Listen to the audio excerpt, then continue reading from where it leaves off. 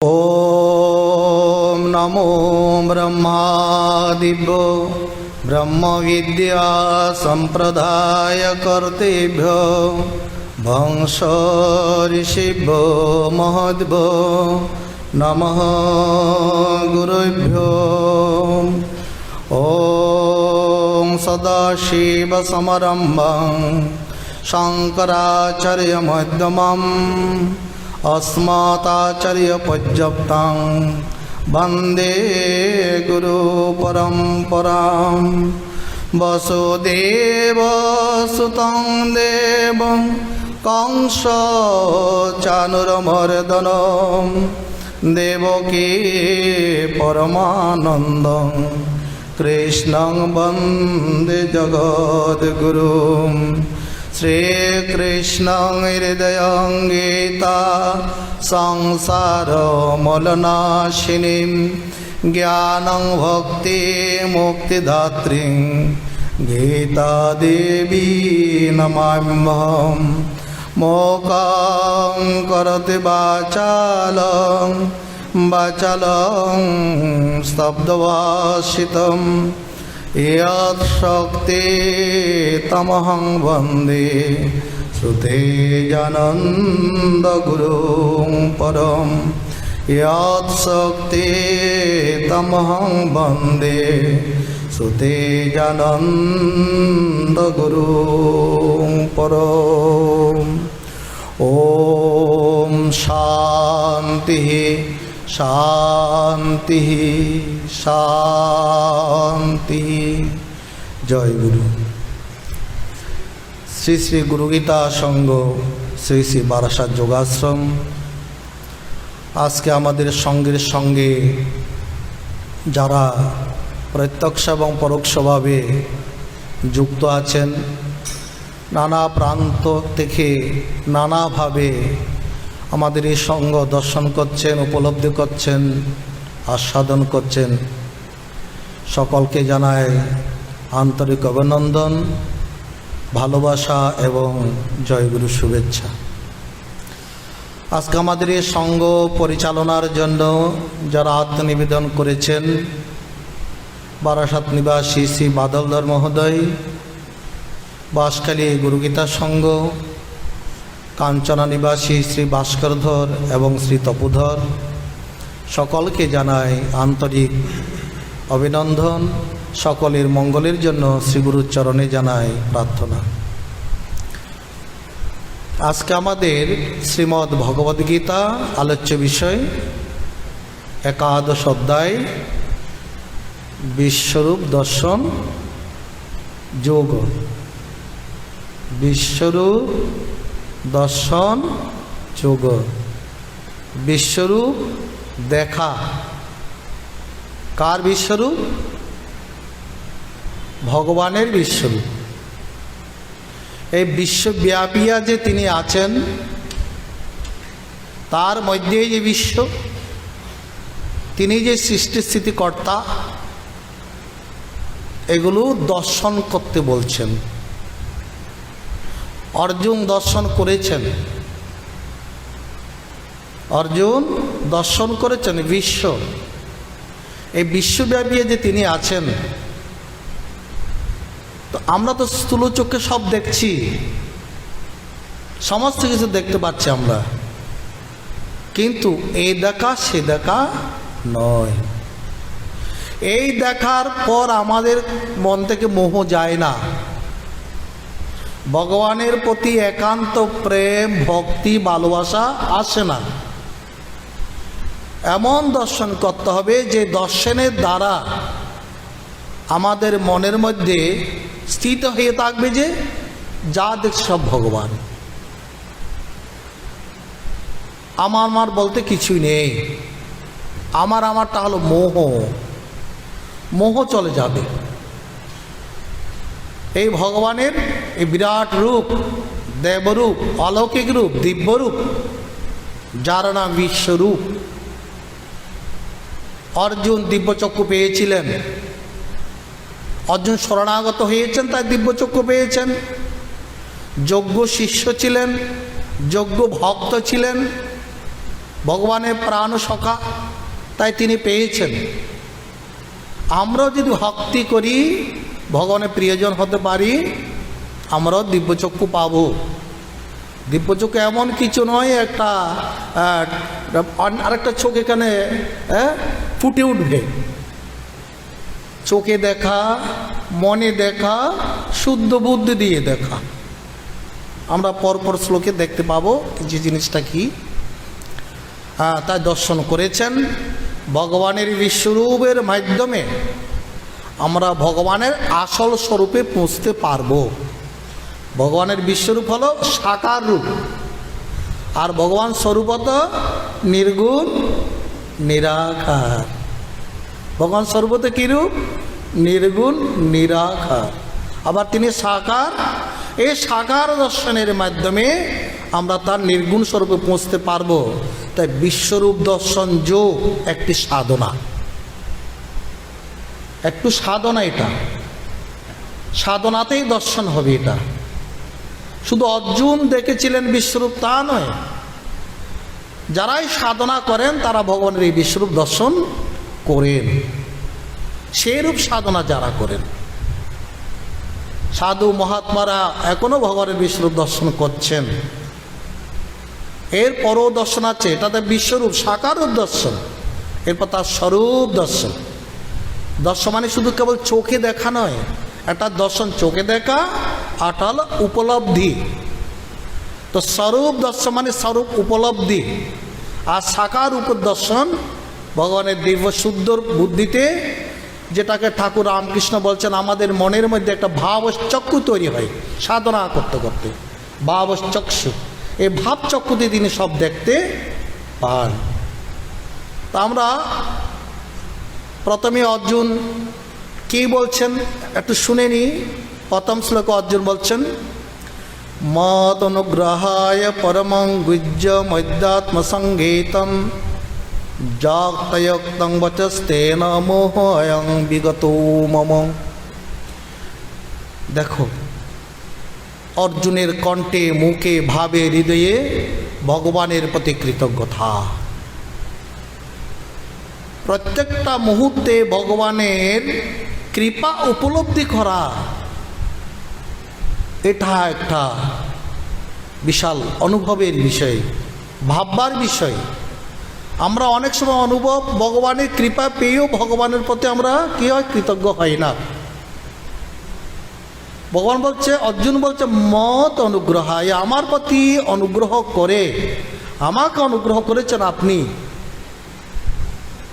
অনুগ্রহ করে আপনি গুজ্জ সংবাদ আমাকে শুনিয়েছেন। মত অনুগ্রহায় পরমং গুজ্জ মধ্যাত্ম সঙ্গীতম। সাধারণ সংবাদ নয়, এটা এটা অধ্যাত্ম সংবাদ, যেটা শ্রবণ করে আমার মোহ চলে গেছে। ভগবান আমার বিগত মোহ, আমার মোহ চলে গেছেন। তাহলে ভগবানের বাণী, গীতার বাণী ভগবানের বাণী, আর ভগবানের বাণী হলো মোহ বিগলিত হওয়ার প্রধান ওষুধ, মোহ চলে যাওয়ার প্রধান অস্ত্র, যাহা দ্বারা মোহ চলে যায়। ভগবানের বাণীতে আমরা প্রতিদিন পড়ছি, যারা পড়তে পারে তারা শুনছি, আমাদের মোহ যাচ্ছে না কেন? আমাদের মোহ না যাওয়ার কারণ বাণীর প্রতি আমাদের বিশ্বাস, গভীর বিশ্বাস যাকে বলে, সেটা আমাদের কম বা নেই, থাকলে অল্প। অর্জুন সেরকম যোগ্য শিষ্য হয়েছেন। ভগবানের প্রতি এ পর্যন্ত অনেক কৃপা, অনেক অনুগ্রহ অনুকম্পা অর্জুন পেয়ে পেয়ে আসছেন। সেগুলো হচ্ছে লৌকিক অনুকম্পা, লৌকিক অনুগ্রহ, আর তা হচ্ছে পারমার্থিক অনুগ্রহ। অনুগ্রহ কয় প্রকার? দুই প্রকার, একটা লৌকিক, একটা পারমার্থিক। লৌকিক অনুকম্পা যেমন অর্জুনের রথের সারথি ভগবান, একটা বিশাল কৃপা, তবে এটা লৌকিক। 1 বছর অজ্ঞাতবাস ছিলেন ভগবান, তাদেরকে কৃপা করে অজ্ঞাত রেখেছেন, এটাও লৌকিক। কাম্যক বন থেকে তাদেরকে দুর্বাসার কোপ থেকে রক্ষা করেছেন, এটাও লৌকিক। অর্জুন সুভদ্রাকে বিয়ে করেছেন, তাতে ভগবানের অনেক সহযোগিতা ছিল, এটাও লৌকিক, কিন্তু মোহ যায়নি। লৌকিক কৃপার দ্বারা মোহ যায় না। কোন কৃপাতে তার মোহ গেল? যখন তিনি ভগবানের বিভূতি যোগ শ্রবণ করেছেন, যখনই জানতে পেরেছেন অহম আত্মা গুরা কেশ সর্বভূতাশয় স্থিত, জগতে আমি ছাড়া আর কেউ নেই, আমি সকলের মধ্যে আত্মারূপী আছি, আর সব অনিত্য, সব অনিত্য, এবং আমি সব কিছু। নেহ নানাস্তি কিঞ্চন একত্বম অনুপশ্যত, একমাত্র আমাকে তুমি দেখো, এককে দেখো তুমি। এই বিশ্বরূপ হলো একত্বের মধ্যে বহুকে দেখা, একের মধ্যে বহুকে দেখা, ভগবানের মধ্যে বিশ্বটাকে দেখা। ইদং সর্বং বিশ্বম শরীরং তে, এই সমগ্র বিশ্ব তার মধ্যে, অর্থাৎ তিনি থেকে সব কিছু উৎপত্তি হয়েছে। কোনো কোনো ধর্মাবলম্বীরা বলেন একজন মাত্র ভগবান আছেন, কোনো একটি নির্দিষ্ট লোকে থাকেন। যেন আমাদের মধ্যেও কেউ বলেন ভগবান বৈকুণ্ঠে থাকে বা কৈলাসে থাকে, এছাড়া কোথাও ভগবান নেই। অন্যান্য ধর্মাবলম্বীরাও বলতে থাকেন এই পৃথিবীটা 6 দিনে সৃষ্টি করেছেন, ভগবান 7ম দিনে বিশ্রাম করেন। কিন্তু আমাদের বৈদিক সিদ্ধান্ত হলো ভগবান কোনো নির্দিষ্ট দিনে এই জগৎ সৃষ্টি করেননি, তিনি ইচ্ছা করেছেন, জগৎ সৃষ্টি হয়ে গেছেন। কেননা তিনি সর্বশক্তিমান, তার ইচ্ছাই তার প্রকৃতি। এক অহম বৈশ্যম, আমি এক আছে বহু হইব, এই ইচ্ছাটাই হলো ভগবানের প্রকৃতি। আমাদের বেদান্তের সিদ্ধান্ত, আমি এক আছি বহু হইব, তিনি বহু হয়ে গেলেন। মায়া অধ্যক্ষণ প্রকৃতি স্বীয়তে সচরাচরম, আমার অধ্যক্ষতায় এই প্রকৃতি জগৎ প্রসব করেছেন, সৃষ্টি করেছেন আমার অধ্যক্ষতায়। ভগবান বলছে ভগবান কোনো একদিনে এই জগৎ সৃষ্টি করেনি। কেউ কেউ বলেন জগৎ সৃষ্টি হতে 6 দিন লাগে, 7 দিন লাগে, 8 দিন লাগে, তারপর ভগবান একদিন বিশ্রাম করেন। আমাদের বৈদিক সিদ্ধান্ত এরূপ নহে, ভগবানের ইচ্ছা। সৃষ্টি সম্পর্কে কত রকম মতবাদ আছে, বিবর্তবাদ, পরিণামবাদ, অজাতবাদ, হ্যাঁ, অনেক রকম বাদ আছে আছে কিন্তু আমাদের সিদ্ধান্ত, বৈদিক সিদ্ধান্ত, ভগবান ইচ্ছা করেছেন, তিনি এক ছিলেন, তিনি বহু হয়েছেন। একম বৈশ্যম তৎসৃষ্ট তদ্বান প্রবেশাৎ, এই একের মধ্যে বহুকে দর্শন, বহুর মধ্যে এককে দর্শন, এটাই হলো বিশ্বরূপ দর্শন। একের মধ্যে বহু, ভগবানের মধ্যে তুমি বহুকে দেখো, আর বহুর মধ্যে ভগবানকে দেখো। সর্বত্র তিনি ছাড়া আর কেউ নেই। এইদং সর্বং বিশ্বম শরীরংতি, এই যে ভগবানের এই কথাগুলো শ্রবণ করেছেন, এই শ্রবণ করার পর অর্জুন বিশাল কৃপা প্রাপ্ত হয়েছেন। তারপর যে মত অনুগ্রহায়, আজকে তার মনের মধ্যে বিশ্বাস দৃঢ় হয়েছে। বিশ্বাস দৃঢ় তখনই হয় যদি আমাদের জীবনের উপর 4টি কৃপা বর্ষিত হয়। কয়টি কৃপা? 4ই কৃপা। প্রথমে আত্মকৃপা, মানে নিজের কৃপা, আত্মকৃপা, তারপর গুরু কৃপা, তারপর শাস্ত্র কৃপা, তারপর ঈশ্বর কৃপা। এই পারমার্থিক কৃপা পেয়েছেন অর্জুন। গুরু তাকে কৃপা করেছেন। কৃপা প্রাপ্তির জন্য তার অনেক ধৈর্য আছে। কতক্ষণ ধরে তিনি ভগবানের কথা শ্রবণ করে চলেছেন।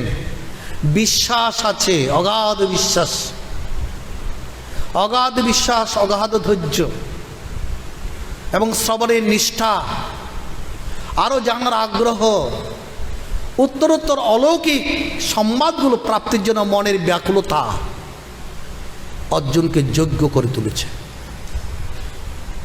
অর্জুনকে যোগ্য করে তুলেছে। তাই তার প্রতি ভগবানের অসম্ভব অনুকম্পা, আশীর্বাদ পড়েছে। এইরকম যোগ্য শিষ্য ছিল অর্জুন। যোগ্য শিষ্যরা কি দেখতে পায়? ভগবানের রূপ এবং স্বরূপ। কি দেখতে পায়? রূপ, এই বিশ্বরূপ। এবং তার স্বরূপ দেখতে পায় এই নিষ্ঠার ফলে। এই নিষ্ঠাটা কীরূপ? বাবাজি একটা কাহিনী বলতেন, মানে গুরু নিষ্ঠাটা কীরূপ বাবাজির মুখে শুনেছি, এটা জীবনজ্যোতিতে মনে লেখাও আছে। এটা এক ছোট ফকিরের শিষ্য, ছোট ফকিরের শিষ্য প্রতিদিন এক বড় ফকিরের দরবারের সামনে দিয়ে যেতেন। যখন এই বড় ফকিরের দরবার আসতো, সে ছাতা আড়াল করে দিয়ে যেতেন। এভাবে প্রতিদিন তার নির্দিষ্ট কর্মস্থল ছিল, ওই পথে প্রতিদিন আসা যাওয়া করত। তো একদিন ওই বড় ফকির তিনি দেখছেন এই ফকিরটা, এই ব্যক্তিটা প্রতিদিন এদিকে যাওয়ার সময় ছাতি আড়াল করে রাখে। কেন ছাতিটা আড়াল করে রাখে? তো এইভাবে কয়েকদিন দর্শন করার পর বড় ফকির তার লোক দিয়ে লোকটাকে ডাকলেন, যে লোকটা ওই লোকটাকে যাচ্ছে ছাতি আড়াল করে, তাকে একটু ডেকে নিয়ে আসলো।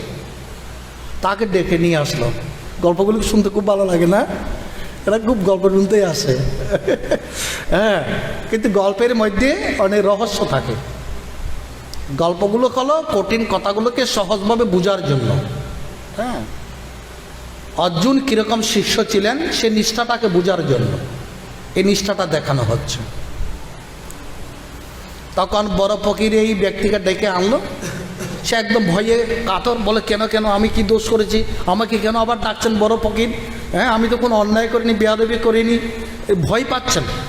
বড় ফকির তো নাম ডাক আছে, সকলে তার শিষ্য, ওইখানকার সবাই বড় বড় ধনী লোক, হ্যাঁ, বিশিষ্ট শিক্ষিত ব্যক্তিরা ওনারই শিষ্য। আমি তো সামান্য একজন নগণ্য, আমার গুরুদেব, আমি তো ওনার মতো তো নাম ঢাক নেই।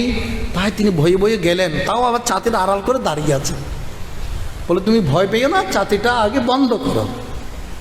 তুমি বলো প্রতিদিন এদিকে যাওয়ার সময় ছাতিটা কেন আড়াল করে দিয়ে যাও। ভয়ে ভয়ে বলছেন, যদি অভয় দেন তাহলে আমি বলতে পারি। বলে না, তোমাকে আমি কিচ্ছু করবো না, কিচ্ছু বলবো না, তুমি তোমার মনের ভাবটা বলো। বলে আপনি তো এই অঞ্চলে বড় নামঢাক ফকির, জ্ঞানী গুণী ব্যক্তি, হ্যাঁ, সিদ্ধ পুরুষ, হ্যাঁ, কামেল পুরুষ, আপনাকে সবাই শ্রদ্ধা ভক্তি করে, হ্যাঁ, সব আপনার অসম্ভব নাম সুনাম যশ খ্যাতি আছে। আমারও একজন পীর আছেন, মানে গুরু আছেন, আপনার মতো অত নাম ডাক নেই। যদি আপনাকে দেখে আমার গুরুকে যদি আমি ভুলে যাই, আপনি নাম ডাকওয়ালা একজন বড় পীর, আমারও তো পীর আছে, গুরুদেব আছেন, তো আপনার এই সুনাম যশ এগুলো যদি দর্শন করে আমার গুরুর প্রতি যদি শ্রদ্ধা কমে যায়, তা আমি ভয়ে এদিকে দর্শন না করে, আমি এগুলো না শুনে আমি আমার গুরু নিষ্ঠা অক্ষুণ্ণ রাখার জন্য আমি এদিকে যে আপনাকে অশ্রদ্ধা করার জন্য নয়, আপনাকে অন্তর থেকে আমি শ্রদ্ধা করি। আমি চেষ্টা করি আপনার মধ্যে আমার গুরুদেবকে দেখার জন্য। মদ গুরু শ্রী জগৎগুরু। তখন এই বড় পীর তাকে আশীর্বাদ করলেন, যা তোর হয়ে গেল, তোর হয়ে গেল। হয়ে গেল মানে তোর যেটা মনের ইচ্ছা, তোর যেটা মনের বাসনা, এটা সিদ্ধ হয়ে গেল। তুই সে দুর্লভ ধন প্রাপ্ত হবি, তুইও কামেল হয়ে যাবি। এই যে তার যে আশীর্বাদ, এই যে বড় ফকির, তার গুরুদেব নয় কিন্তু অন্য গুরুদেব তাকে আশীর্বাদ করছেন। কেন? তার গুরুনিষ্ঠার জন্য। এইরূপ ছিলেন অর্জুন। অর্জুন শব্দের অর্থ বলেছিলাম না, সরল। সরল কি? যার গুরুনিষ্ঠা অক্ষুণ্ণ থাকে তাকে বলা হয় সরল। গুরুদেব যাকে কৃপা করে, সংসারের দেবতারা এমনকি ভগবান নানাভাবে তাকে কৃপা করে থাকেন।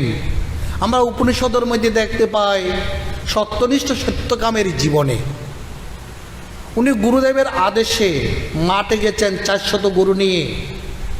1000 গরুর সংখ্যা পূর্ণ হলে তবে তিনি মাঠ থেকে আসবেন। কত বছর লাগবে?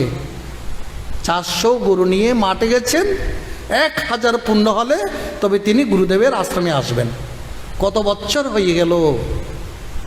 কি খাবে, কোথায় থাকবে, শীত গ্রীষ্ম বর্ষাতে তার জীবন কিভাবে কাটবে, কোনো চিন্তা নেই। যখন 1000 সংখ্যা পূর্ণ হলো, সে নিজেও জানে না, গুণে দেখেনি। ভগবান বৃষের মাধ্যমে, বলদ গুরুর মাধ্যমে আর কি, বৃষ বলদ গুরু যাকে বলা হয়, বলছে আজকে আমরা সংখ্যায় 1000 হলাম। বৃষ কথা বলছেন, বৃষ কথা বলছে মানে ভগবান তার ভিতর দিয়ে কথা বলাচ্ছেন। যে গুরুনিষ্ঠা রক্ষা করে তাকে কিভাবে ভগবান কৃপা করেন। ও শুধু তাই নয়, আমরা সংখ্যা 1000 হয়েছি, চলুন গুরুর আশ্রমে চলে যাই, এবং আপনি যে উদ্দেশ্যে গুরুর আদেশ পালন করছেন, ব্রহ্ম জ্ঞানের জন্য, ব্রহ্ম লাভের জন্য, ব্রহ্ম অনুভূতির জন্য, সেই চতুষ্পাদ ব্রহ্মের এক পাত আমি আপনাকে বলতে পারি যদি আপনি অনুমতি করেন। কে বলছেন? বৃষ। চতুষ্পাদ ব্রহ্মের তত্ত্ব এক পাত আমি বলতে পারি, বৃষ বলছেন। তাহলে ভগবান কার মাধ্যমে কথা বলাচ্ছেন? একটি বৃষ, একটা প্রাণীর মাধ্যমে। এবং শুধু বৃষ নয়, বৃষ, পানকরি, হংস, অগ্নিদেবতা,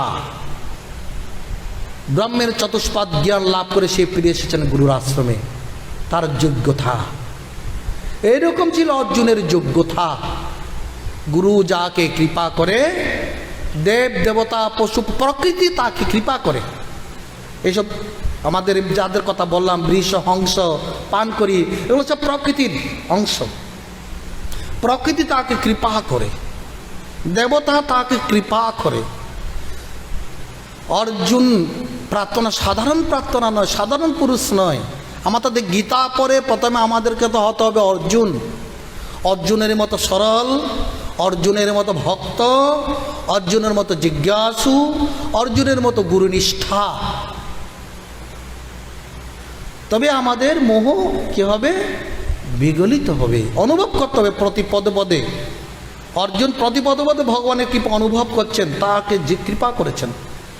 সর্বশেষ যখন তিনি এই পারমার্থিক কৃপাটা পেয়েছেন, ভগবান তিনি ছাড়া আর কেউ নেই, তখন তিনি বলছেন মত অনুগ্রহ পরম, আপনি অনুগ্রহ করেন, আমার কোনো যোগ্যতা নেই, আপনি অনুগ্রহ করেছেন। আমার তেমন সাধন নেই, ভজন নেই, ঘন্টার পর ঘন্টা, বছর পর বছর, যুগ ধরে যুগ বসে তপস্যা করার মতো কোনো আমার যোগ্যতা নেই, আপনি কেবল অনুগ্রহ করেছেন। মত অনুগ্রহে পরম গুজ্জ মধ্যাত্ম, গুজ্জ গুজ্জ অধ্যাত্ম কথা বলেছেন, সাধারণ কথা নয়। গুজ্জ মানে যে কথা গোপনীয়, স্থূল নয়, সাধারণভাবে বলা যায় না। সে গুজ্জ কথা নিয়ে নবমধ্যে আমরা বলেছিলাম, ভগবান যে আছেন এটা অনেকেই জানেন না। যারা সৎসঙ্গ করেন বা গীতা ভাগবত পড়েন, তারা কেবল গুটুকায়, পৃথিবীর গুটুকায় এক লোকে জানেন, সহস্র সহস্র লোকে কোনো ভাগ্যবান। এই যে ভগবান আছে, এটা একটা গুজ্জ কথা। ভগবান আছেন নয়, শুধু ভগবান এই পৃথিবীতে আসেন। শুধু তিনি কোথাও বসবাস করে এক জায়গায় বসে আছেন তা নয়, তিনি, এটা আমাদের সনাতন ধর্মের অনন্য উল্লেখযোগ্য বৈশিষ্ট্য। যদা যদা এ ধর্মস্য গ্লানির ভবতি ভারত অভ্যুত্থানং অধর্মস্য তদাত্মনং সৃজন্মহম। যখন এই ধর্মের গ্লানি, অধর্মের অভ্যুত্থান হবে, তখন আমি পরিত্রাণায় সাধনাং, সজ্জন ব্যক্তিকে রক্ষা করার জন্য, গুরুভক্ত, ইষ্টভক্ত, ভগবত ভক্তদের রক্ষা করার জন্য, এবং যারা দুষ্কৃতিকারী তাদের এই দুষ্কৃতিটা বিনাশ করার জন্য, ধর্ম সংস্থাপনের জন্য। এটুকু পর্যন্ত আমরা সংবাদ পেয়েছি গীতার 4র্থ অধ্যায়ে। এই 3টি প্রধান কাজ, কিন্তু এর মধ্যে আরেকটি প্রধান কাজ আছে। কেবল অসুর বিনাশ করার জন্য ভগবানের অবতরণ তা নয়, অসুর বিনাশ করে জগতের ভারসাম্য তিনি রক্ষা করেন। ভগবানের স্বরূপ কি? পরমানন্দ স্বরূপ। এই পরমানন্দ ভাব, পরমানন্দ বিতরণ করেন, আদান প্রদান করেন ভক্তগণের সঙ্গে ভগবান জগতের মধ্যে এসে। আমরা রামচন্দ্রের জীবনেও দেখতে পেয়েছি, ভগবান শ্রীকৃষ্ণের জীবনেও দেখতে পেয়েছি, মহাপ্রভু জীবন অবতার রূপে তিনিও দেখতে পেয়েছি, ঠাকুর রামকৃষ্ণ জীবনেও দেখতে পেয়েছি। তারা কি করেন? তারা যখন সমাধি থেকে বুদ্ধিত হন, তারা তখন নিকটস্থ ভক্তগণের সঙ্গে পরমানন্দ আদান প্রদান করেন। শাস্ত্রীয় ভাবধারা, ভাগবতীয় ভাবধারা নিয়ে পরস্পরের মধ্যে আনন্দ বিতরণ করেন। তো ভগবান অবতরণের আরেকটি মুখ্য উদ্দেশ্য কি? ভাগবত আনন্দ আদান প্রদান, ভগবত আনন্দকে কী করেন? বিতরণ করার জন্য তিনি আসেন জগতের মধ্যে। এটা হলো অধ্যাত্ম, গুহ্য অধ্যাত্ম তত্ত্ব। তাই বলছেন গুহ্যম অধ্যাত্ম সঙ্গীতম। এই আনন্দই আমাদের জগতের আনন্দকে ভুলাইয়া দে। জগতের মধ্যে একটা আনন্দ আছে যেটাকে ঠাকুর রামকৃষ্ণের ভাষায় বা অন্যান্য শাস্ত্রের পরিভাষায় কামিনী কাঞ্চনের আনন্দ। কিন্তু যখন ভগবান আনন্দ বিতরণ করে তার নিকটস্থ পরিকরের সঙ্গে, ভক্তগণের সঙ্গে, তখন ওই আনন্দটা কি হয়ে যায়? ম্লান হয়ে যায়, ছোট্ট হয়ে যায়, ওটার কোনো আর মূল্য থাকে না। হ্যাঁ, ভগবত আনন্দটা তখন উচ্চস্তর উঠে যায়। যখন বাচ্চা ছেলে প্রথম খেতে শিখে, হ্যাঁ, তখন তাকে যখন তুমি ছোট্ট একটা নকুলদানা, একটা বাতাসা বা এক ফোঁটা মধু খাওয়া, তার অনেক মিষ্টি লাগে না?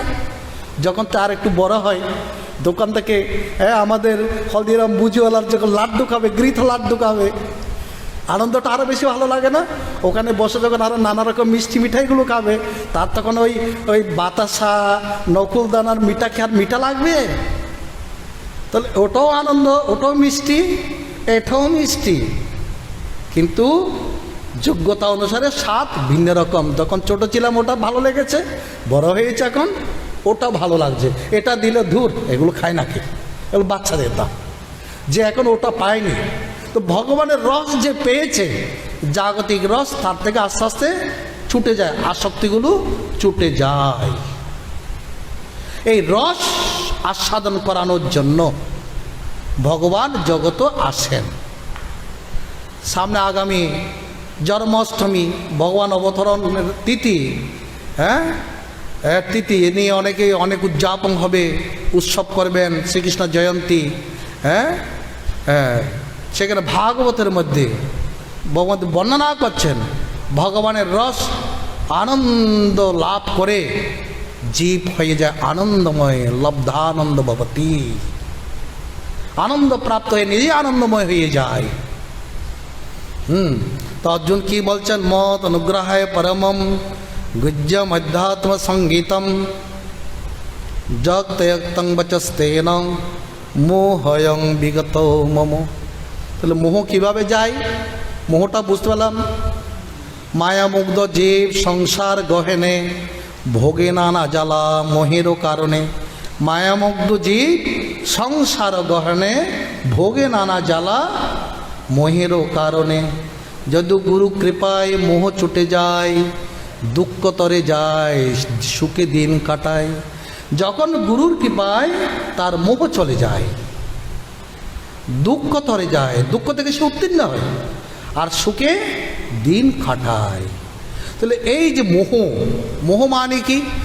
অর্জুনের মোহ ছিল নিজের দেহের প্রতি, সজ্জনদের প্রতি, অর্থাৎ নিজের দেহের প্রতি আর সজ্জনদের প্রতি। সজ্জনেরা মরে যাবে, যুদ্ধক্ষেত্রে মরে যাবে, আর আমি তার হন্তা, আমি হত্যা করব তার দেহে, এটা তার মোহ। সে জানে না এই বিশ্বের সৃষ্টিকর্তা যেমন ভগবান, এই বিশ্বের ধ্বংসকর্তাও ভগবানের, সে ভুলে গেছে। অর্জুনের আর একটি বড় মোহ ছিল, নিজেকে কি মনে করতেন? বড় মনে করতেন, কর্তা মনে করতেন, ভগবানকে কর্তা বা শ্রেষ্ঠ মনে করতেন না। আজকে তিনি দশম অধ্যায়ের বিভূতি যোগ শ্রবণ করে তিনি বুঝতে পারছেন ভগবানই সর্বময় কর্তা। অর্জুনের তাহলে আমাদের মোহ কোথা থাকে? দেহে, মনে, ইন্দ্রিয়ে, অর্থাৎ শরীরে এবং আত্মীয় স্বজনের প্রতি আমাদের মোহ থাকে। এই মোহ কিভাবে বিগলিত হয়ে যায়? এর মধ্যে, এই দেহটার মধ্যে, দেহটা অনিত্য, আত্মা নিত্য। যখন আমাদের আত্মজ্ঞানটা হয় সকলের মধ্যে, আত্মার জন্য আমরা সকলকে ভালোবাসি। সকলকে ভালোবাসি কেন? আত্মার জন্য। আত্মার উপস্থিতি সকলের মধ্যে বিদ্যমান। কোনো ব্যক্তি বা পদার্থের জন্য আত্মাকে ভালোবাসি না, কোনো ব্যক্তি বা পদার্থের জন্য আত্মাকে ভালোবাসি না, আত্মার জন্য সবাইকে আমরা ভালোবাসি। এই জ্ঞানটা যখন অর্জুনের হৃদয়ে গেঁথে গেল, তখন তার মোহ চলে গেল। কিন্তু যারা অজ্ঞানী, কৃপণ, আসক্ত, তাদের মোহ যায় না। তারা ভগবানের কথায় রস পায় না। ভগবানের কথা তাদের কর্ণ শ্রবণ করালো তারা তাদের থেকে দূরে থাকতে চায়। যারা বিষয়কে আঁকড়ে ধরতে চায় তারা ঈশ্বরের কথা শুনতে পায় না। ঈশ্বর যে আছেন, ঈশ্বর যে কর্তা, এই গোপন তত্ত্ব তাদের জানা থাকে না। তাদের কানে দিলেও তারা সেটা শুনে না। তখন ভগবান এসে তাদেরকে কী দেন? শিক্ষা দেন। ভগবান কত রূপে আসেন? মুনি ঋষি রূপে আসেন, অবতার রূপে আসেন, গুরু রূপে আসেন। সেরূপে এক সজ্জন গুরু সাধু মহাত্মা, তিনি প্রতিদিন গঙ্গার ঘাটে গিয়ে কি করে? স্নান করেন, তপজপ করেন। এটা সাধুদের কার্য। বা গৃহীরাও যান গঙ্গার ঘাটে, অনেক গৃহী আছেন। সেরকম একজন ধনী ব্যক্তি প্রতিদিন গঙ্গার ঘাটে গিয়ে স্নান করে তিনি ঘরে চলে আসেন। তো সেদিন সে কৃপণ ধনী ব্যক্তি যেমন স্নান করছেন, ওই সময় ওই সাধু মহাত্মা তিনি গিয়ে বলছেন, বলে শেঠজি রাম রাম রাম। তো সাধুদের ভাষা তো রাম বলবে না, জয় গুরু বলবে না, জয় রাধে বলবে না, জয় শ্রীকৃষ্ণ বলবে, নাহলে শিব শিব ভোম ভোম ভোলানাথ বলবে, বলবে না? তারা অন্য কিছু বলবে না। তখন সাধু মহাত্মা মনে করেছেন এই ব্যক্তি যখন গঙ্গা স্নান করেছেন নিশ্চয়ই একজন সজ্জন ব্যক্তি। হ্যাঁ, এটা তো সাধুদের ভাষা। দেখলে কি বলতে হয়? জয়গুরু বলতে হয়, না নমস্কার দিতে হয়, তাহলে কিছু না কিছু বলতে হয়, সম্ভাষণ। এটা হচ্ছে আমাদের সনাতন শিষ্টাচার। তখন সাধু মহাত্মা ওই শেঠজিকে বলছেন, শেঠজি রাম রাম। একবার বললেন, নো আনসার, কোনো রিপ্লাই নেই। আমরা তো একজন জয়গুরু বলে আরেকজন জয়গুরু বলি, ওই ব্যক্তি কোনো জয়গুরু বলছে না। আবার বললেন সাধু বাবা, বলে শেঠজি রাম নাম, শেঠজি রাম রাম। তখন ওই ধনী লোকটা ভাবছেন ওই ব্যক্তিটা মনে হয় ভিখারি, মনে হয় কিছু চাইতে এসছে মনে হয়। আর যা যা যা। এখন সাধুজি ভাবছেন আমি কোথা রাম রাম বললাম, আরে বলছেন যা যা। এই তো বড় অহংকার হয়েছে। এর কি হয়েছে? অহংকার হয়েছে। অজ্ঞানতার কারণ থেকে মোহ, অহংকার, অভিমান এগুলো সব আসে। অহংকার হয়েছে। অহংকার তো সর্বপতনের মূল। তো তার উপর কৃপা হলো। কার কৃপা হলো? সাধু বাবার কৃপা হলো। তিনি ভাবছেন আহা, লোকটা এভাবে নষ্ট হয়ে যাবে গঙ্গা স্নান করে, অথচ অহংকার। অথচ তিনি একজন ধনী ব্যক্তি। আর ধনীরা ভয় পায়। কাকে ভয় পায় জানো? ধনীরা কাকে ভয় পায় জানো? প্রথমে দরিদ্র ব্যক্তিকে ভয় পায় যদি ভিক্ষা চাইতে আসে। সাধুদের ভয় পায় যদি কিছু চাই। রাজাকে ভয় পায় যদি ট্যাক্স নেয়। ব্রাহ্মণকে ভয় পায় কোনো যজ্ঞের কথা বলে, কোনো পূজার কথা বলে, যে এই পূজাটা করলে আপনার এই কৃপা হবে। এখন শেঠজির টাকা খরচ হবে। তাই শেঠজিরা যারা ধনী তারা এই 5 রকম লোক থেকে ভয় পায়। দরিদ্র ব্যক্তি, ব্রাহ্মণ ব্যক্তি, সাধু ব্যক্তি, রাজা ব্যক্তি, এদের থেকে তারা ভয় পায়। তখন ওই সাধু বাবা চিন্তা করছেন না, তো একটা শিক্ষা দিতে হবে এবং এর অহংকারটাও চূর্ণ করতে হবে। এটা তার মানে সাধু বাবার অহেতুকী কৃপা। তো সাধু বাবা তো তিনি সিদ্ধ পুরুষ। তিনি সাথে সাথে কি করলেন? শেঠের রাম মানে রূপ ধারণ করে, নিজেকে শেঠের রূপ ধারণ করে ভিজা কাপড়ে শেঠ যেরকম প্রতিদিন স্নান করে ঘরে ঢুকে যায়, ওভাবে তিনি ঘরে ঢুকে গেলেন। দারোয়ান বলছে বাবুজি আজকে খুব তাড়াতাড়ি। বলিস না, আমার মতো একজন লোক ওখানে আমার রূপ ধারণ করে বহুরূপী এসে গেছেন, খবরদার ঘরের ভিতরে ঢুকতে দিবি না। আমি তাই তাড়াতাড়ি তোদেরকে সম্বাদটা দেওয়ার জন্য চলে আসলাম। আজকের গঙ্গার ঘাটে বসে আমার তপজপ হয়নি, স্নান করেই চলে এসেছি। আসলে ওনার কে এসছেন? উনি এসছেন সাধু বাবা। কার রূপ ধরে? শেঠের রূপ ধরে। আর আসল শেঠ তো ওখানে স্নান করছেন। কিছুক্ষণ পর আসল শেঠ আসলেন। দারোয়ান বলছেন যাও এখান থেকে যাও। বলে কে রে, তুই মদ খেয়েছিস নাকি? তুই আমাকে চিনতে পারছিস না? আমি মালিক, তুই দারোয়ান। আমাকে বলে যাও আর একটু হলে ঘাট ডাকা দিয়ে বের করে দেবো। শেঠজি তো আজকে অবস্থা খারাপ। এখন শেঠজি তার ছেলেদের ডাকছেন, আর ছেলেরা তো ভিতরে জেনে গেছে বাবা তো এসে গেছেন। বলে খবরদার আর একটু এদিক বেরোলো পা ভেঙে দেবো। কে বলছেন? ছেলে। শেঠজি তো বেকাচোকা অবস্থা, কোথায় যায় এখন? আজকে আমার ছেলেরা দারোয়ানেরা কি হয়েছে? এরা আজকে আমাকে বের করে দিচ্ছে কেন? উপায় তো নাই, বিচার কাপড়ে কোথায় যাবে? সোজা রাজদরবারে বিচার দিতে গেলেন। রাজদরবার রাজাও কিন্তু শেঠজিকে চিনতেন, জানতেন, ভালোবাসতেন। বলছে আপনি আজকে এই সময় আমার দরবার? বলে আমি এক বিষম বিপদে পড়ে গেছি। প্রতিদিনে আমি গঙ্গা স্নান করে যখন গেটে ঢুকতে গেলাম, কি জানে আমার ভবনে কে ঢুকে বসে আছে। এখন আমাকে দারোয়ান, আমার ছেলেরা আমাকে ঘাট ধাক্কা করে বের করে দিতে চাইছে। আমি বিচারের জন্য আসছি। রাজা তিনটে বলে, রাজা তখন অনুচর দিয়ে ওই ঘরে কে আছেন তাকে ডেকে নিয়ে আসতে বললেন। হ্যাঁ, তখন রাজার লোক গিয়ে দারোয়ানকে জিজ্ঞাসা করলেন, আসো শেঠজিকে আছে? বলে আছেন। ওরা রাজা ডেকেছেন। তো ওই ধনী ব্যক্তি যেরকমভাবে রাজার কাছে যেতেন, তিনি একদম ঘোড়ার গাড়ি চালিয়ে ঢাক ঢাক ঢাক করে রাজার কাছে পৌঁছে গেলেন। রাজাও তো চিন্তিত, দুজনেই একই রকম। কাকে বলবে শেঠ? দুজনে একই রকম। বলো আপনারা বলুন, আপনারা কে শেঠ? ওদের মধ্যে থেকে আসলো, আপনি পরীক্ষা করুন আসল শেঠকে। হ্যাঁ, তখন ওই সাধুরূপধারী যে শেঠ, তিনি বলছেন ঠিক আছে, যত খাতা আছে হিসেবের খাতা নিয়ে আসি, আমি বলে দিচ্ছি পড়াপট কোন মাসে কত খরচ হয়েছে, কি পারপাসে খরচ হয়েছে, মেয়ের বিয়ের খরচ, ছেলের বিয়ের খরচ, আমার জমি জমার পরিমাণ কোথায় কি। উনি তো সিদ্ধ পুরুষ, উনি তো সব জানেন, সব বলে দিলেন। কিন্তু ও আসল তারিখে আসলে এতগুলো মনে আছে? আসলে হিসাব তো পার, সে তো সব ভুলে গেছে। এখন সে হয়ে গেল সবার বিচারে নকল। আসল সেট হয়ে গেল কি এখন? নকল। তার এখন বালানাং রোদনং তব, কান্না ছাড়া উপায় নেই, কান্না করতে তো আবার গঙ্গার কাটে। আসল শেঠজি সেদিন তার আসল রূপ বদল করে আবার সাধু রূপ ধারণ করে। কবি শেঠজি রাম রাম। ও মনে হয় আপনি এসব লীলা করছেন, আমাকে শাস্তি দিচ্ছেন, আপনি আমাকে এসব শাস্তি দিচ্ছেন, মনে হয় আপনি। বলে দেখো, অহংকার করো না, অহংকার পতনের মূল। কত অহংকার করবে? ধনের অহংকার, মানের অহংকার, বলের অহংকার, দেহের অহংকার। শ্মশানের এক মুষ্টি বৎস ব্যতীত তার তো কিছুই নয়। অহংকার মানুষকে পতন ঘটায়। আর শ্রদ্ধা, ভক্তি, ভালোবাসা, ভগবানের প্রতি শ্রদ্ধা, শাস্ত্রের প্রতি মর্যাদা, সবাইকে সম্মান করা, এটা মানুষের ধর্ম। এসব ত্যাগ করো, এগুলো কখনো ত্যাগ করবে না। যাও, তোমার ভবনে তুমি ফিরে যাও। এটা কেন বলা হচ্ছে? মোহ কাদের যায় না? যাদের অহংকার থাকে ধনের প্রতি, সংসারের প্রতি, আসক্তির প্রতি, তাদের কোনদিন মোহ যায় না। আর মোহ না গেলে ক্ষতি কি? তারা কখনো ভগবানের এই বিশ্বরূপ দেখতে পাবে না, ভগবানের স্বরূপ উপলব্ধি করতে পাবে না। তাদের কী হবে? তাদের কখনো দিব্য চক্ষু আর খুলবে না, শুদ্ধ ভাব, শুদ্ধ চেতনা জাগবে না।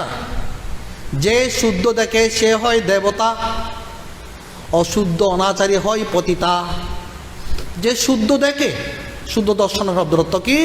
ভগবানই সব কিছু, আমরা কেবল নিমিত্ত মাত্র। নিমিত্ত মাত্র ভবসভ্য সাচিন। আজকের অধ্যায়ের মধ্যে ভগবান 33 নম্বর শ্লোকে বলেছেন, অর্জুন নিমিত্ত হও, নিমিত্ত হয়ে কর্তব্য পালন করো। তুমি এই রণাঙ্গনের, তুমি পাণ্ডব পক্ষের তুমি একমাত্র হত্যাকারী, হন্তা, এটা ভেবো না। এই অধ্যায়ের মধ্যে আমরা জীবনে নিজের প্রারব্ধ দেখতে পাচ্ছি। প্রারব্ধ কীভাবে আমাদেরকে পরিচালিত করছে, আমাদের মৃত্যুকে পরিচালিত করছে। এর থেকে পরিত্রাণের উপায় কি, তার সাধনার বিবরণও আজকের অধ্যায়ে ভগবান দিয়েছেন। কীভাবে আমাদের জীবনযাপন করতে হবে তার সুন্দর উপদেশ বর্ণনা আছে। ভগবানকে কিভাবে লাভ করা যায়, দর্শন করা যায়, তার সাধনা কি, এটাও আমাদের জানিয়েছেন। কিন্তু আমাদের কর্তব্য হোক কি, ভগবানের বাণীতে বিশ্বাস রাখা। আমাদের যে একাদশ ইন্দ্রিয়, 5টি কর্মেন্দ্রিয়, 5টি জ্ঞানেন্দ্রিয়, উপেন্দ্রিয়, মন, একাদশ ইন্দ্রিয় যদি আত্মমুখী হয়, ঈশ্বরমুখী হয়, ভগবতমুখী হয়, ভগবত সাধনা করে, তবে সে বিশ্বরূপ দর্শন করতে পারে। একাদশ অধ্যায়ের এটাই হচ্ছে মাহাত্ম্য। এবং আরও বলা হচ্ছে একাদশ ইন্দ্রিয় সংযম করে আমাদের একাদশটি সাধনা আছে। বিশ্বরূপ দর্শন কারা করতে পারে বলছেন? যার মধ্যে সাধন চতুষ্টয় বিবেক আছে। বিবেক মানে কি? নিত্য অনিত্যের জ্ঞান, তার নাম বিবেক। নিত্যকে ধরে রাখবো, অনিত্যকে ত্যাগ করবো, এটা বিবেক। বৈরাগ্য, বিষয়ের প্রতি অনাস্থা, ভগবানের প্রতি অনুরাগ, ভালোবাসা। আমি বিষয় ত্যাগ করলাম, কিন্তু ভগবানের প্রতি যে আমার ভালোবাসা না থাকে, এটা হলো না। ভগবানকে ভালোবাসার নামে হলে বৈরাগ্য। ব্যাকুলতা, ভগবানের জন্য ব্যাকুলতা, ভগবত উপাসনা করার জন্য ব্যাকুলতা, ভগবত সঙ্গ করার জন্য ব্যাকুলতা, সৎসঙ্গ করার জন্য ব্যাকুলতা, এগুলো হচ্ছে বৈরাগ্য। এগুলো যত এদিকে বাড়বে ওইদিকে আমার কি ব্যাঙের লেজ যেমন যত বড় হয় তত কি হয়? ছোট হয়ে যায়। যে ব্যাঙের ছানা যখন জলে হয় না, তখন কি হয়? অনেক লম্বা লম্বা লেজ থাকে, বড় হলে ব্যাঙের লেজ থাকে না। যেরূপ আমার বিবেক এবং বৈরাগ্য যত বাড়বে, আমার তত বিষয়ের প্রতি আসক্তি, আস্থা, এগুলো কি হবে? ওই লেজটা কমতে থাকবে। তাহলে একাদশ সাধনার মধ্যে একটা হলো বিবেক, একটি বৈরাগ্য। আরেকটা জানো তোমরা সমাধি, ষট্ক সম্পত্তি, সম দম উপরতি শ্রদ্ধা তিতিক্ষা সমাধান। তারপর হচ্ছে মুমুক্ষুত্ব, আমি ভগবানের বিশ্বরূপ দর্শন করতে চাই, আমি মুক্তি লাভ করতে চাই। হিন্দুর মূর্তি পূজার লক্ষ্য কি? ভক্তি ও মুক্তি। তোমরা ফরা মুখস্থ দাও না? হিন্দুর প্রতিমা পূজার লক্ষ্য কি? ভক্তি ও মুক্তি। অন্তরে মুক্তির বাসনা জাগায়ও, মুক্তির বাসনা লক্ষ্য থাকতে হবে, মুক্তি অর্থাৎ মুমুক্ষুত্ব যাকে বলা হয়েছে। তো এগুলো লাভের জন্য কার কাছে যেতে হবে? গুরু সোপপত্তি, লাগাচ্ছে গুরু সোপত্তি, গুরু সন্নিকট যেতে হবে। পাঁচটা হলো। তারপর হলো শ্রবণ মনন নিদিধ্যাস। গুরু নিকট গিয়ে কী করবো? ঈশ্বরের কথা শ্রবণ করব এবং মনন করার পদ্ধতি জানবো, নিদিধ্যাসন করার, ধ্যান করার আর ধ্যানের অনুরাগ বৃদ্ধির পদ্ধতি জানবো। এবং গুরুদেব আরেকটি সাধনা দেবেন, তার হলো মননাশ বাসনাক্ষয় তত্ত্বাভ্যাস। এ হলো একাদশ সাধনা। বিবেক, বৈরাগ্য, ষট্ক সম্পত্তি, মুমুক্ষুত্ব, গুরু সপত্তি, শ্রবণ মনন নিদিধ্যাসন, মননাশ বাসনাক্ষয় তত্ত্বাভ্যাস। কটা হলো? 11টা। এই একাদশ সাধনার দ্বারা একাদশ ইন্দ্রিয়কে সংযত করে, এই একাদশ, এটা হচ্ছে, এগুলো হচ্ছে আমাদের বৈদিক সিদ্ধান্ত, বেদ বেদান্তের সিদ্ধান্ত। একাদশ ইন্দ্রিয়কে সংযত করে যদি আমরা এই একাদশ সাধন করতে পারি, তাহলে আমাদের জীবনে আসবে, আমরা জীবনে দেখতে পাবো বিশ্বরূপ দর্শন এবং ভগবানের স্বরূপের উপলব্ধি। স্বরূপের উপলব্ধি, তার জন্য অর্জুন ভগবানের কাছে ভগবানের বিভূতি শ্রবণ করে এবার তার দর্শনের অভিলাষ জেগেছে। দর্শন ইচ্ছামি সে রূপম ঐশ্বরম যোগমেশ্বরম। হে ভগবান, আমি আপনার এই বিভূতি যোগ যেটা শ্রবণ করলাম, আপনি তো সর্বত্র ব্যাপী আছেন, এখন আমি এটা দর্শন করতে চাই। মন্যসে যদি দর্শকং ময়া দর্শন প্রভু। হে প্রভু, যদি আমাকে যোগ্য মনে করেন, আমি তো এমনি অযোগ্য, আমাকে যোগ্য মনে করার অর্থ কি? আমি যদি আপনার এই বিভূতি বিশ্বরূপ দর্শন করার মতো যোগ্য হয়, যোগ্য মানুষ কি? যোগ্যতা মানে ওরকম নয়। এই যোগ্যতা মানে অর্জুনের এই বিনম্রতাটা অনেক গভীর ভাবনা সম্পন্ন। যেমন কাহাকে যদি এখন কৃপা করে সূর্যকে দর্শন করান, সূর্যের নিকটে নিয়ে যান, সে সূর্যের তেজ সহ্য করতে পারবে? হ্যাঁ, কয়েক লক্ষ মাইল দূরে যেতে সে বিলিশ হয়ে যাবে। একটু 38 থেকে 40, 40 থেকে 44 হলে আমরা হাপুস হুপুস করি। এই যে ধারণ ক্ষমতা, আপনি যদি মনে করেন যে আপনার এই বিশ্বরূপ দর্শন এবং এটা ধারণ ক্ষমতা আমার হয়েছে, এই দর্শনের দ্বারা যদি মনে করেন আমার মনের মধ্যে কোনো অহংকার আসবে না, আপনাকে আমি ভুলে যাব না, ধারণ করতে পারবো, অনুভব করতে পারবো, তবে আপনি দর্শন করান। কারণ ভগবান যাকে আশীর্বাদ করুণা করবে তারও তো উপযুক্ত আধার হতে হবে না। ভগবান কৃপা করবেন তো আমারও তো আধারও তো ঠিক থাকতে হবে। তো মন্যাসে যদি দচ্চকং মায়া দ্রষ্টুম নরু প্রভু, যদি আপনি আমাকে মনে করেন, এর মধ্যে দেখা যায় অর্জুনের কত বিনম্রতা, কত পর নির্ভরতা, ঈশ্বর নির্ভরতা, কত বিনম্রতা, নির্ভরতা, কত বিশ্বাস, কত ভক্তি, তার ভালোবাসা। এই বাণীর দ্বারা আমরা অর্জুন থেকে এই শিক্ষাটা পাই, কোনো বড় কিছু লাভ করতে হলে আমাদেরকে বিনম্র হতে হবে। বিনম্রতার অধিক কোনো কি নাই, সম্পদ নাই। বিনম্রতার অধিক কোনো সম্পদ নাই। ভক্তি মানুষকে কি করে, ভক্তি শ্রদ্ধা মানুষকে কি করে, বড় করে। বড় করবানি সে বড় রূপকে দর্শন করতে পারে। বড় বাণী জগতের বড় ভগবান, ভগবান কিছু দর্শন করতে পারে। তা অর্জুন আজকে তাই তিনি প্রার্থনা জানিয়েছেন। দেখো অর্জুনকে ভগবান এত ভালোবাসতেন, সাথে সাথে বলছে পশ্যামি দেবং, তুমি দেখো আমার এই বিবিধ রূপ দেখো, বহুবিধ রূপ দেখো। আমার মধ্যে দেবত্ব, ঋষিত্ব, একাদশ ইন্দ্রিয়, একাদশ আদিত্য, একাদশ রুদ্র, দ্বাদশ আদিত্য, অষ্ট বসু, অশ্বিনী কুমার, 49 বায়ু, স্থাবর জঙ্গম, যা কিছু তুমি দেখতে চাও সব তুমি আমার মধ্যে দেখো।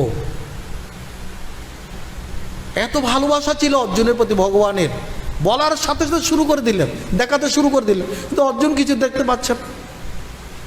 ওহো, তুমি দেখতে পাচ্ছ না? দিব্যং দদামি চক্ষু, আমি তোমাকে এখন দিব্য চক্ষু দান করছি। পশ্চিমে যোগমৈশ্বরম, তুমি আমার ঐশ্বরিক যোগ তুমি দেখো। প্রথম কেন দেখতে পাইনি? কোনো জহুরির ছেলে, মানে যারা সোনা রূপার কি জানেন, ওগুলো ঠিকঠাক পরিমাপ করতে জানেন, চিনেন, তার যখন বাচ্চা ছেলে তখন বাবার আলমারি থেকে একটা হীরার খণ্ড নিয়ে কাঁচ মনে করে খেলে। এটা তো অনেক গোপন জিনিস না, একটা হীরার খণ্ড মানে অনেক টাকা দাম, কিন্তু বাচ্চা তো জানে না এটা হীরার খণ্ড। হ্যাঁ, সে বাবার আলমারিতে পেয়েছে, খেলছে, একটা কাঁচ মনে করে ছকছকে রূপকে খেলছে। যখন সে বড় হলো তখন সে নিজেই এই হীরার দাম দিল 10 লক্ষ টাকা। আর বাচ্চাকালে সে সেটা নিয়ে খেলতো। তার চোখের কি কোনো পরিবর্তন হয়েছে? আগেও যে চোখ ছিল এখনও তো সেই চোখ, কিন্তু না, তার জীবনের মধ্যে পরিবর্তন এসেছে, একটা ক্ষমতা এসেছেন, রত্ন চেনার যোগ্যতা এসেছে। বাবার কাছে থাকতে থাকতে সে চিনতে পেরেছে কোনটা রত্ন, কোনটা অরত্ন, কোনটা মূল্যবান, কোনটা অমূল্যবান, সব চিনতে পেরেছেন।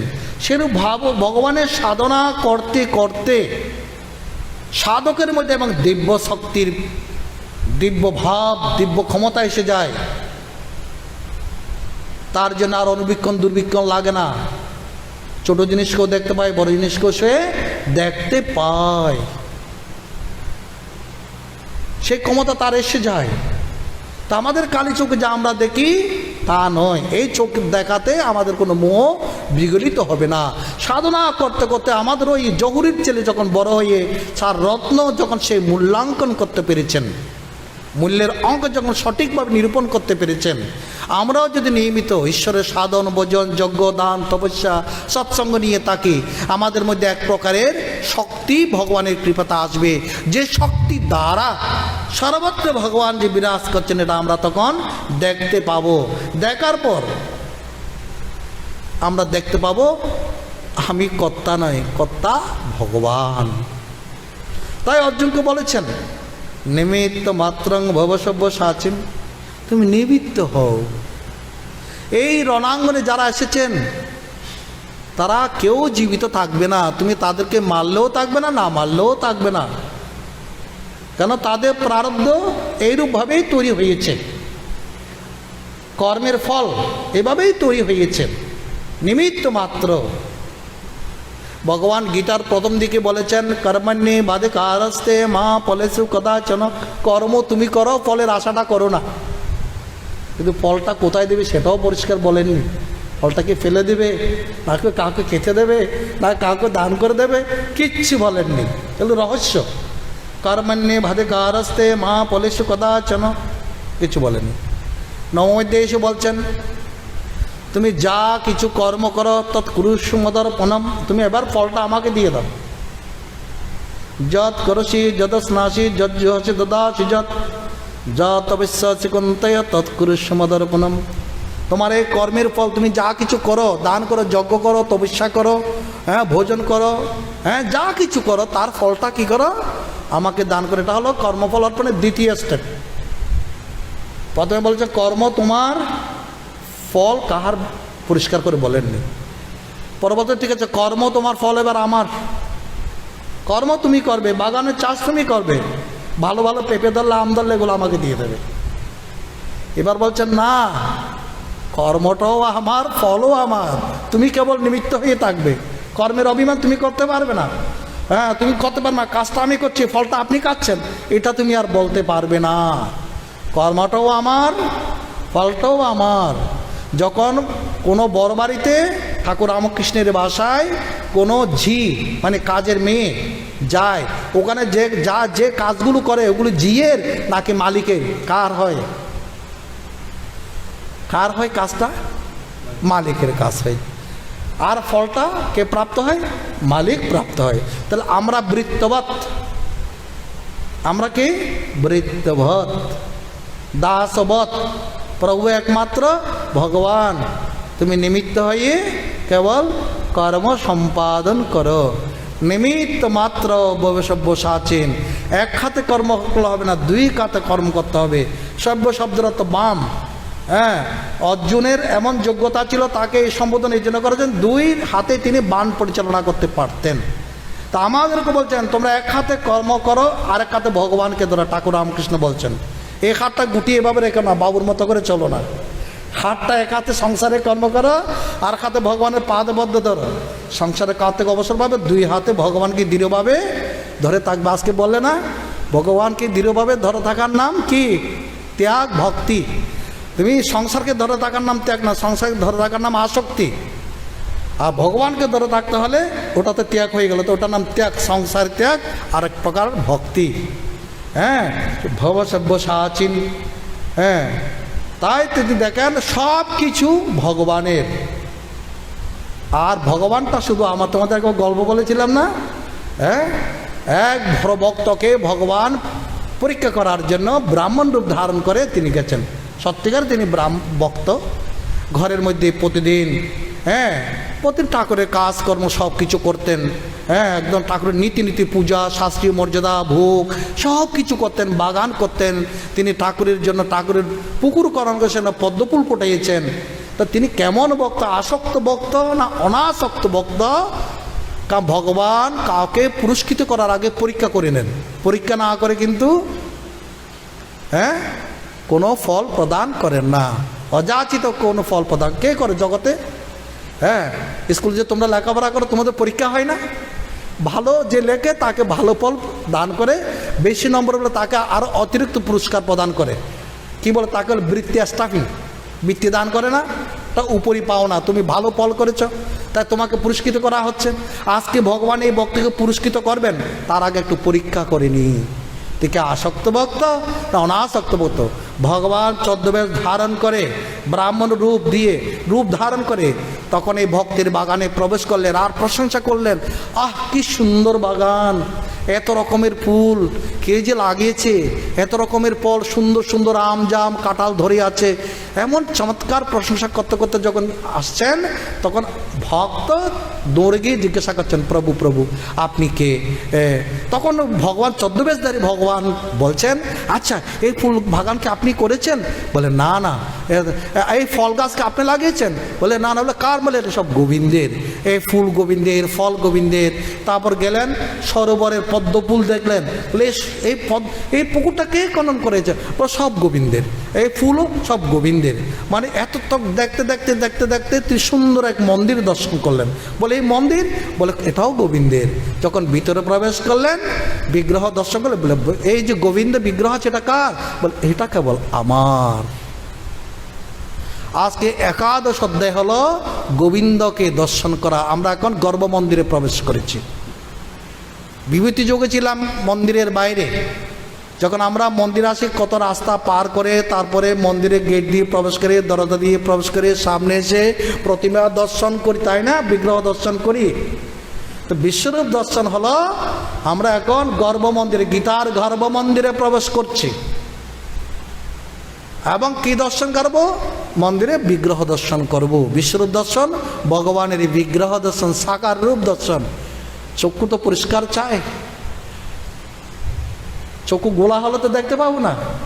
তার মানে মন পরিষ্কার চাই, মনশ্চক্ষু পরিষ্কার চাই। এই যে ভগবান, এই বিশ্বাস চাই। এটা কেবল একটা পট নয়, এটা ধাতু প্রস্তর মাটি দ্বারা তৈরি কোনো একটা মূর্তি নয়। কারা হিন্দুরা কোনো মূর্তি বা পুতুলের পূজা করে না। হিন্দুরা পৌত্তলিক নহেন, তারা প্রাণীর পূজা করেন, চেতনার পূজা করেন। তার রূপকে ধরে অরূপে চলে যান। আমরা রূপকে ধরে কোথায় যাব? ভগবানের এই বিশ্বরূপকে ধরে, সাকার রূপকে ধরে আমরা অরূপকে দর্শন করতে পারবো। কখন? যখন ভগবান শুধু আমার, আর সব কিছু তাহার। এই ভাবটা যখন আমরা রাখবো, আমরা যখন নিমিত্ত হয়ে সংসারে কাজ করব, নিমিত্ত হয়ে সংসারে কাজ কর্ম, লেখাপড়া, চাকরি বাকরি, ব্যবসা বাণিজ্য সব তার। আমি কেবল তার পাহারাদার, আমি কেবল তার কর্মী। একটা লোক যখন অনেকটা মালিকের অধীনে কাজ করে, তার সারাদিনের কাজ করে মাসের শেষেতে পাওনা নিয়ে চলে আসে। আমরা এই সংসারে ভগবানের কাজ করছি নিমিত্ত হয়ে। নিমিত্ত হওয়ার লক্ষণ সেখানে কোনো অহংকার থাকবে না, অভিমান থাকবে না, কর্তৃত্ব থাকবে না, অবিশ্বাস থাকবে না, অশ্রদ্ধা থাকবে না, অলসতা থাকবে না, কর্তব্য বিমুখতা থাকবে না। এটা হলো নিমিত্ত হওয়ার লক্ষণ। এই নিমিত্ত হওয়ার জন্য আমাদের মনটাকে কি করতে হবে? প্রস্তুত করতে হবে।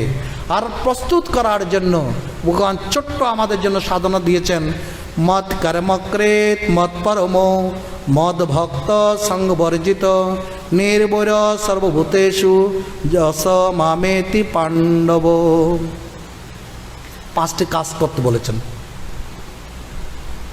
বিশ্বরূপ দর্শন করার জন্য এবং স্বরূপ দর্শন করার জন্য। খুব ভক্তির সহিত মত কর্মকৃত, আমার পূজা, আমার কর্ম করো। এখানে এই কর্মটা কি লৌকিক না বৈদিক না আধ্যাত্মিক কিচ্ছু বলা হয়নি। তা আমরা গীতার পূর্ব অধ্যায় ধরে আমরা যেতে পারি। যত করেছে যদস নাচে যজ্ঞ হচ্ছে, তুমি যা করো, যা করো মানে তুমি লৌকিক কর্ম, বৈদিক কর্ম, আধ্যাত্মিক কর্ম, তপ জপ যাগ যজ্ঞ তপস্যা স্নান আহার পান নিদ্রা শয়ন যা কিছু করো। পাতর উত্তায় সায়ান্নাথ পাতরন্তত যত করসি জগন্নাথ তদ্দেব তব পূজনম। সকাল থেকে সন্ধ্যা পর্যন্ত, সন্ধ্যা থেকে পরবর্তী সকাল পর্যন্ত হে জগন্নাথ যা করি সব তোমার পূজাতেই রূপান্তরিত হোক। এটা হলো প্রার্থনা। তাহলে এখানে আমরা যা করি অন্যায় নয়, আবার অপরাধ নয়, অধর্ম নয়। যত করছি শাস্ত্রীয় সব, লৌকিক বৈদিক আধ্যাত্মিক, দান যজ্ঞ তপস্যা যা কিছু করছি তোমার কর্ম। এগুলো অনেক দৃষ্টান্ত আছে। মত কর্ম, আমার কর্ম করো।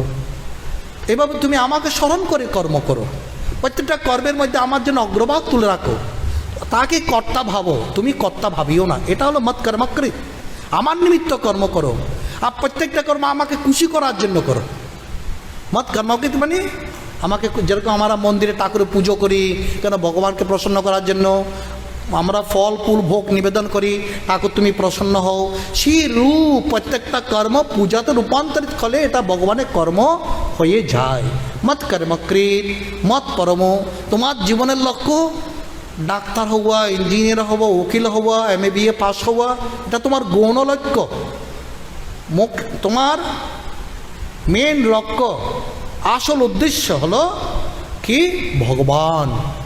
আমরা জীবনে প্রত্যেকের ছোটোবেলা থেকে যখন ছাত্ররা স্কুলে পড়ে, আমরাও পড়েছিলাম মাই এম ইন লাইফ, তোমার জীবনের লক্ষ্য কী? তো গতানুগতিক রচনা আমরা শিখেছি, কেউ ডাক্তার হও, কেউ ইঞ্জিনিয়ার হও, কেউ উকিল হও, হ্যাঁ অফিসার হও, বিজ্ঞানী হও, আছে না এগুলো মাই এম ইন লাইফ। কিন্তু আমরা শাস্ত্র পড়ে জানতে পারছি কি না এটা পরম লক্ষ্য নয়, এটা আমাদের জীবনের গুণ লক্ষ্য। আমাদের পরম লক্ষ্য থাকবে কি ঈশ্বর। মত কর্মকৃত মত পরম, আমি তোমার পরম আশ্রয়।